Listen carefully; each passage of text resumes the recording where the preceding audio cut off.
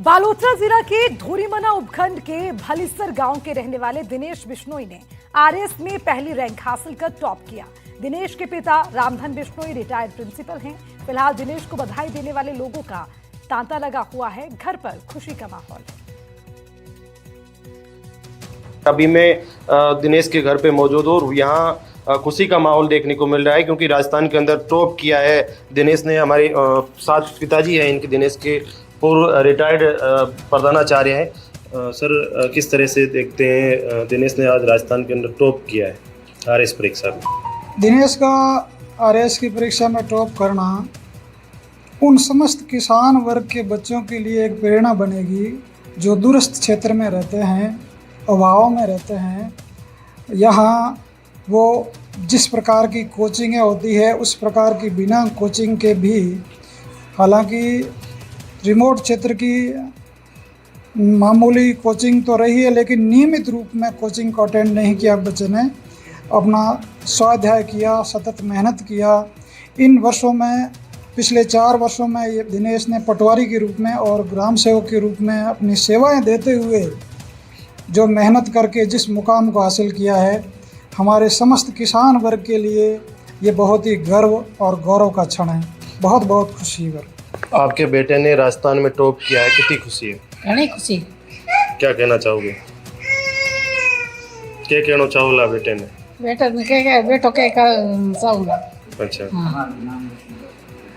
समाज हमारे साथ दिनेश के बड़े भाई मौजूद हैं, उनसे भी बात करते हैं किस तरीके से जो दिनेश को मोटिवेट किया जा रहा था आपकी ओर से, क्या माहौल क्रिएट बनाया जा रहा था? फैमिली में माहौल स्टडी का हमेशा से ही रहा है, पापा की मेहनत वजह से, और हमेशा से ये रहा है। उसके लिए स्पेशल तो ऐसा कुछ नहीं है, पर वो अपने आप में सारी चीज़ें है उसमें। आप जब दिनेश से कभी मिलोगे तो सारी चीज़ें हैं, यूनिक है, अपने आप में एक अलग ही है।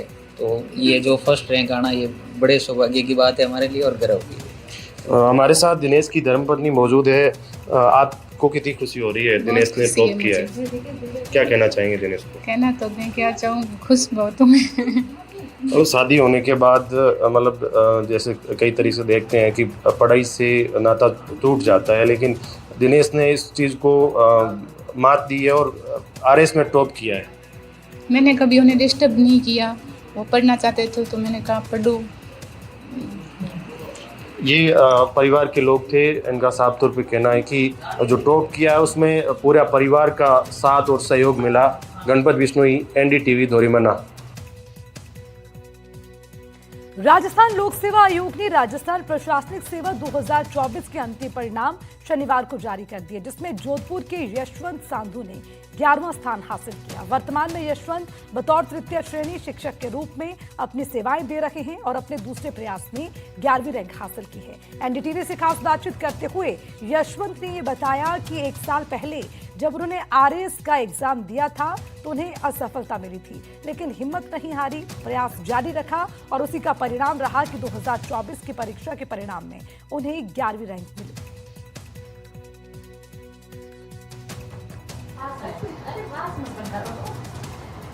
बड़ी बधाई आपकी है, पता है, बहुत सारी बधाई हो, मतलब बहुत सारी बधाई हो। खूब खुश आप आगे रहो।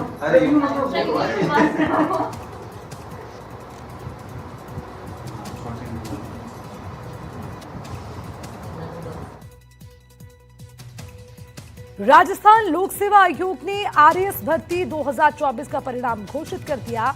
इस परिणाम में डिडवाना कुचामन जिले के कैलाश रणवा ने पूरे प्रदेश में सफलता हासिल कर पूरे प्रदेश में परचम लहराते हुए 16वीं रैंक हासिल की। आरएस 2024 का रिजल्ट घोषित होते ही कैलाश रणवा के पैतृक गांव नंगवाड़ा में हर्ष की लहर दौड़ गई और परिजनों को बधाई देने वालों का तांता लग गया। आपको ये भी बताते चले कि कैलाश का इससे पहले भी 2 बार आरएस में चयन हो चुका है। साल 2021 की आरएस भर्ती में उन्होंने पहला प्रयास किया था, जिसमें उन्हें 659वीं रैंक हासिल हुई, तो वहीं 2023 की भर्ती में उन्हें 46वीं रैंक मिली थी। इसके बाद उन्हें आरटीएस का पद मिला, जिसके लिए वे वर्तमान में ओटीएस जयपुर में ऑफिसर ट्रेनिंग का प्रशिक्षण प्राप्त कर रहे हैं। राजस्थान लोक सेवा आयोग की आरएएस भर्ती परीक्षा 2024 में मेरे साथ में मौजूद हैं कैलाश जी, जिनकी 16वीं रैंक आई है। आप पहले ही आरपीएस की ट्रेनिंग ले रहे हैं यहाँ पर ऑलरेडी, और 46वीं रैंक इनकी पहले थी, अब 16वीं रैंक आई है। कैसा महसूस कर रहे हैं, और ये थोड़ा समझाइए कि कितना मुश्किल होता है एक सर्विस में रहते हुए, ट्रेनिंग लेते हुए, वहाँ के दायित्व आपको पूरे करने होते हैं, उसके बाद में तैयारी करना। जी सर, सबसे पहले तो आपका बहुत बहुत धन्यवाद। और जैसे कि ये 2024 का जो एग्ज़ाम था, हमारी ट्रेनिंग स्टार्ट होने से पहले ही हो गया था, प्रीलिम्स और मेंस और इंटरव्यू की पूरी प्रोसेस। हमारी ज्वाइनिंग तो अभी 23 जुलाई से यहाँ पर स्टार्ट हुई है। 23 जुलाई से अभी लगभग में 4 वीक हुए हैं। तो उस दौरान जो पहले से 2023 में जो वैकेंसी में मेहनत की थी, वही वहाँ पर काम में आ गई थी। तो इतना मतलब कि हमने ये फेस नहीं किया कि ड्यूरिंग ट्रेनिंग मतलब किस तरीके से तैयारी करनी चाहिए या कितना मुश्किल होना चाहिए। हमने उसी टाइम उसी लय में आगे लगे रहे और कंसिस्टेंसी से आगे पढ़ते रहे, तो यहाँ पर इस बार सफलता मिली है। आप कब से तैयारी कर रहे हैं और कौन से विषयों में पढ़ने की रुचि है आपको?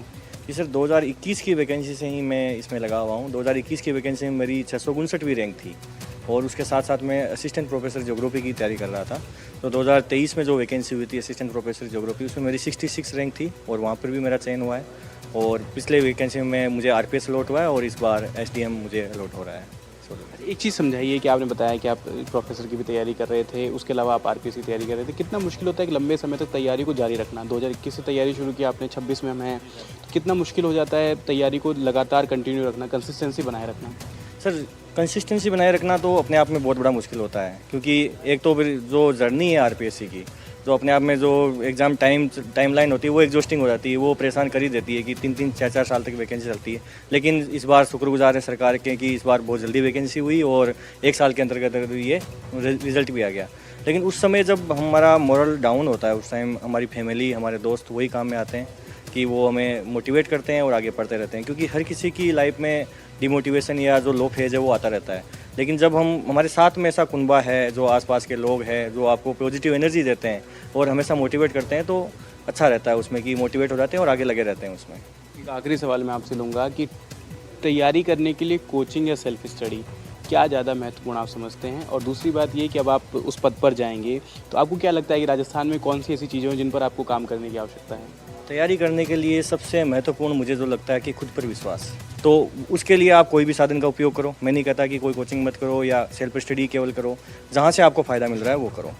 और जब सेकंड क्वेश्चन आपका था कि आप क्या देखते हो कि आगे आपको क्या करना चाहिए, तो जैसे कि इस बार मैं चयनित हुआ हूँ, तो इस बार जैसे ट्रेनिंग में 1 महीना है, तो हमने बार बार हमारे लेक्चर होते हैं, तो उनमें ये बताया जाता है कि आपकी ट्रेनिंग में ये चीज़ें आपको करनी है आगे जाकर। और हमने भी जो जीवन में फेस किए कि हम जब कोई भी सरकारी तंत्र में या जो मतलब आसपास में चीज़ें देखते थे कि वहाँ पर ये कमी लग रही है या हमने कोई चीज़ ऐसी फेस की है, तो मैं चाहूँगा कि जिस उपखंड में या जहाँ पर भी मेरी पोस्टिंग होगी, तो वहाँ पर जो मैंने फेस किया एटलीस्ट वो तो कोई लोग फेस ना करें, और बाकी वहाँ की कोई ऐसी स्पेसिफिक कमियाँ या ऐसी चीज़ें होगी तो उनको दूर करने की कोशिश करेंगे। क्या निर्मल शर्मा के साथ विश्वास शर्मा, एनडीटीवी। आरएएस मुख्य परीक्षा 2024 के परिणामों में किशनगढ़ क्षेत्र के एक होनहार युवा ने शानदार सफलता हासिल कर पूरे इलाके का नाम रोशन किया। उजेली निवासी हरियश राजपुरोहित ने 17वां स्थान हासिल कर उल्लेखनीय उपलब्धि दर्ज की। हरियश किशनगढ़ के इंदर नगर क्षेत्र में रहने वाले माबल व्यापारी राम भरोस सिंह राजपुरोहित के सपूत्र हैं। उनकी सफलता से परिवार, गांव और पूरे क्षेत्र में खुशी की लहर दौड़ गई है। हरियश राजपुरोहित ने अपनी सफलता का श्रेय कड़ी मेहनत, निरंतर प्रयास और लक्ष्य के प्रति समर्पण को दिया। हरीश वर्तमान में जयपुर में कोऑपरेटिव इंस्पेक्टर के पद पर कार्यरत हैं। मेरी योजना ये रहेगी कि मैं गरीब और जो पिछड़े एरियाज है, पिछड़े वर्ग है, उनके लिए काम करूं, और जो भगवान ने मुझे ये आशीर्वाद दिया इसको